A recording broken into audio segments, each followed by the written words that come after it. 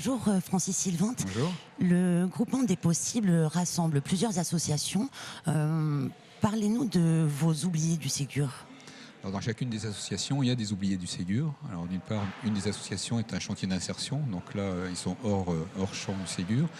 Et puis nous avons des dispositifs d'hébergement, logement et par exemple tous les services supports comme services maintenance, services administratifs, qui sont aussi les plus bas salaires de l'association, sont exclus. Ces salariés sont exclus alors qu'ils sont engagés très fortement et c'est grâce à eux aussi que le reste fonctionne.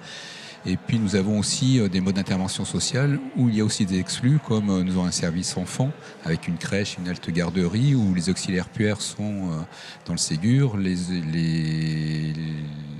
EJE aussi, les éducatrices jeunes enfants sont dans le Ségur, mais par exemple les BTS petite enfance ne sont pas dans le Ségur alors qu'elles font exactement les mêmes choses.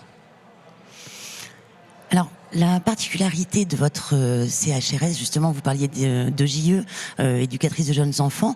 Il y a l'Oiseau Bleu, ce CHRS qui accueille des enfants. Il n'y en a pas beaucoup en France. Est-ce que vous pouvez nous en parler ?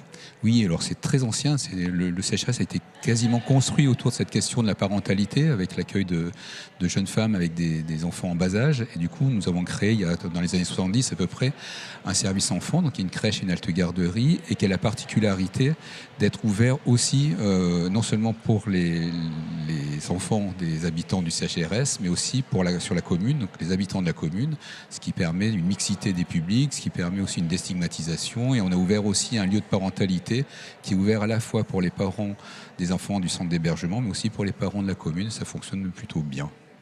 D'accord, c'est un bel exemple de mixité.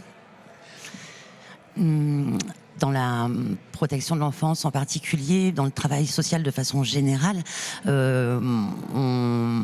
les grands médias, on parle souvent quand il y a des problèmes assez dramatiques, mais il y a aussi de très très belles réussites qu'on voit moins. Et quel est votre plus beau souvenir professionnel ? Alors, je vais prendre un souvenir qui n'est pas très ancien, c'est dans l'un de nos rapports d'activité de cette année, qui m'a été présenté aussi par une équipe, parce que moi, je suis directeur, mais du coup j'interviens, je suis éducateur de formation, mais là j'interviens moins directement. C'est un jeune qui a été accueilli et hébergé dans le cadre d'une mesure avec l'aide sociale à l'enfance. Et donc nous l'avons hébergé, et puis il a perdu ses droits, c'est-à-dire qu'il a eu une obligation de quitter le territoire français alors qu'il était en cours de formation. Donc il perdait à la fois l'hébergement et à la fois l'allocation du conseil départemental. Donc il a perdu les deux.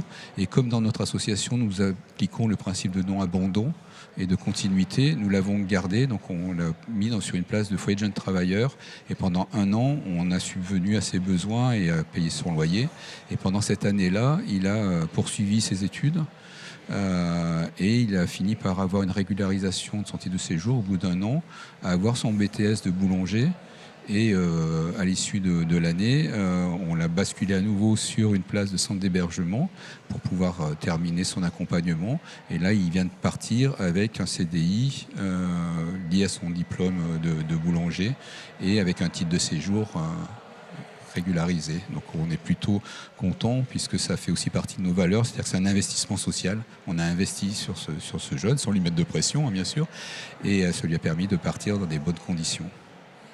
Merci pour ce témoignage. Merci à vous.